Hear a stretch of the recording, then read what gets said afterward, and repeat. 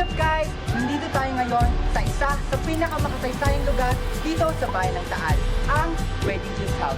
Kaya, samahan niyo akong alamin ang kwentong nakatago dito. Ano, sama kayo sa biyahe ko? Biyahe mo! Biyahe natin! Sumama ka sa'kin at hawakan ang aking kamay. Tayo ay maglalakbay patungo sa lugar kung saan tayo lamang may alam.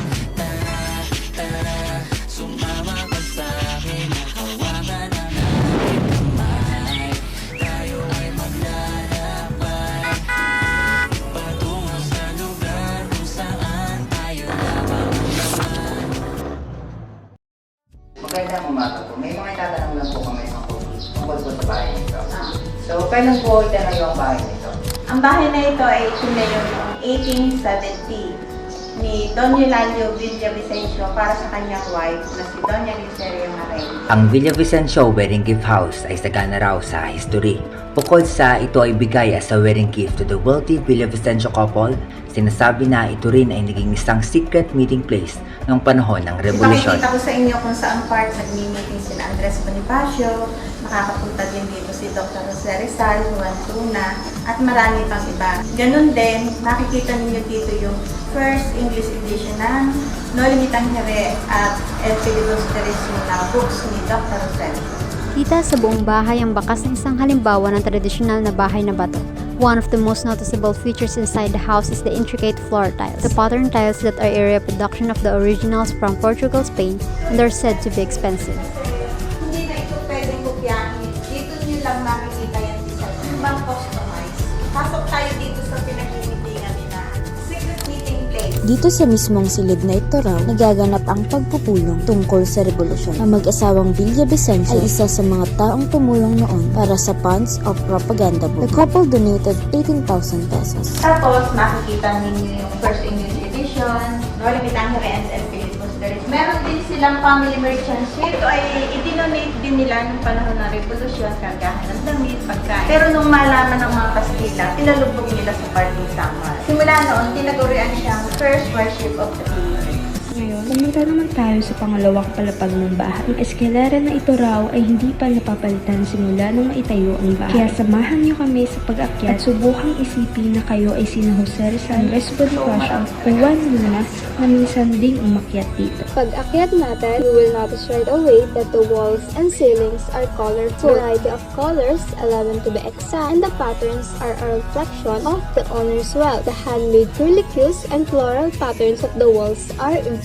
The biggest rooms in the house are the receiving areas. Itong specific room na ito ay ang antesala. Dito doon naghihintay ang mga bisita or kumbaga, foyer of the second floor. Dito rin makikita ang portraits ng mag-asawa na gawa mismo ni Juan Luna sa gift in gratitude sa pag-donate ng 18,000 pesos. We also have the little balconies in the sides. Pumunta naman tayo sa kung tinatawag ay Sala Mayor. Itong pinaka-main living room na kapag may special or VIP guest VIP guest na o kagaya kapag nyo. business ang pinag-usapan ay dito in-entertain. The overall stencil patterns of the ceilings and the walls are a crazy amount of detail. This mirror, and again, the balconies. The house has 2 kwarto at normal daw ito noon kahit mayaman. At para naman sa 6 nilang anak ang kwartong ito. Isang kama lang at ang panganay ang humihiga dito habang ang lahat ng nakababatang kapatid niya ay sa sahig. Ito naman ang main dining room o ang tinatawag na comedor. When we saw the ceiling in this room, we were in awe of how much detail it has. At alam niyo bang dito mismo nakapag-film din ng Maria Clara at Ibarra, the iconic Tinola scene. This is now the azotea because the V and the wedding gift house are connected raw na somehow ay ginagamit itong tatakas sa mga Kastila. Overall, the wedding gift house reflects the beauty of the time. From its Capiz window and vintage print to the flooring, walls, and ceilings. It's honestly one of the most meaningful gifts a man could give to his wife. Kasi ramdam sa buong bahay yung love na nalaan niya.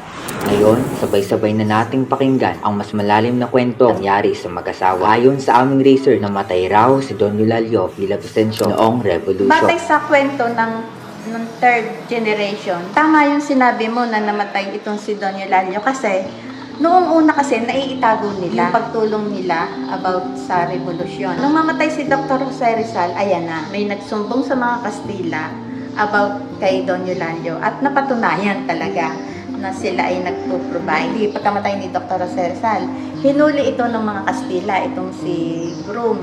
Dinala sa Bilibid, 2 years lang siyang nabuhay doon kasi ikaw bang mayaman ang ikulong, ang bilis na kasakit. Tapos nung mamamatay na, nakiusap naman itong Brad na total mamamatay na ang asawa ko, ibigay mo na sa aming mag-iina. Kaya sa bahay nila, sa Maynila, namatay yung Groom. Itong picture na ito raw ang last picture ng pamilya. Kita sa mukha nila ang bakas ng lungkot. Nang mamatay si Don Eulalio, pinagpatuloy ni Doña Gliceria ang pagtulong sa revolution. Anong i-declare na ni General Emilio Aguinaldo Amondo sa Philippine Independence? Kasali yung pangalan niya sa speech niya. Na si Doña Gliceria Maria Villavicencio ay Godmother of Revolutionary Forces dahil sa donation at sacrifice. Hindi na nabanggit yung pangalan ng Groom kasi di ba maagang namatay. Ang nakakalungkot nga, hindi niya narinig yung about sa pagiging malaya. Yun ay matagal nang minimitin. Dire-diretso naman ang pagtulong nitong white yan sa, ganyan, naging malaya na talaga ang Pilipinas laban sa mga Kastila. Magtatapos ng biyahe natin sa wedding gift house, napagtanto namin na hindi lang ito wedding gift. Isa itong tahimik na saksi sa pagmamahalan ng mag-asawa at sa sakripisyong inalay nila para sa bayan. At ngayon,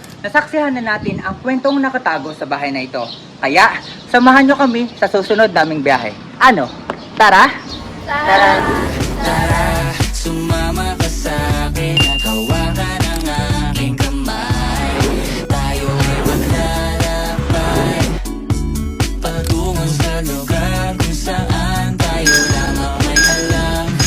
Gato Taal, nandito tayo sa San Juan. Ito ang White House ng San Juan, Batangas. Halina, samahan nyo kami sa pangalawa naming biyahe.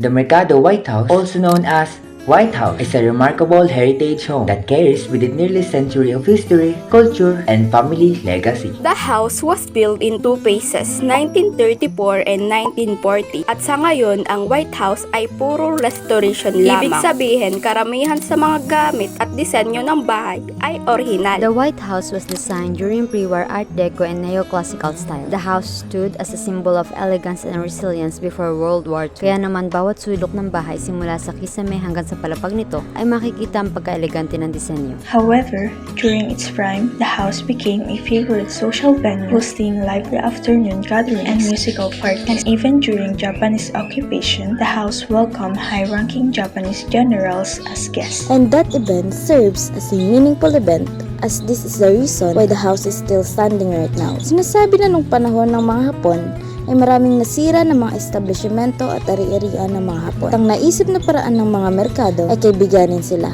The original owner of the house was Aguedo de Villa Mercado, originally from Biñan, Laguna, and married Pilar Marsigan from Cuenca, Batangas. They were blessed with 4 children. Nang pumanaw ang mag-asawa ay minana ito ng kanyang anak na si Dr. Lourdes Mercado. At nang pumanaw naman si Dr. Lourdes ay napuntang ownership sa kanyang kapatid na si Attorney Felizardo Mercado. Attorney Felizardo and his wife had 3 children. They inherited the property as the 4th generation of owners before finally deciding to sell the house in October 2020. At taong July 2021, inabili ang property ng mag-asawa na sina Mr. Neil Comple Marandunan, Dr. Marilyn And Marandunan. after a year and months of restoration, the house was finally brought back to life. White House has evolved to a vibrant event place, fulfilling its original purpose as a hub of social gathering. It now caters restaurants, coffee shop, and even as a photo shoot and film location. And today, White House San Juan stands not only as a preserved place of history, but also a living venue where nostalgia meets new beginnings. Sa taglay nitong ganda, masasalamin pa rin ang alaala nitong dala.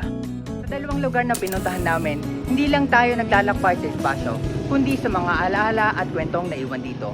At ngayon ang tanong, ano ang dadalhin mo pagkatapos ng biyahe na ito? Ito ang biyahe natin!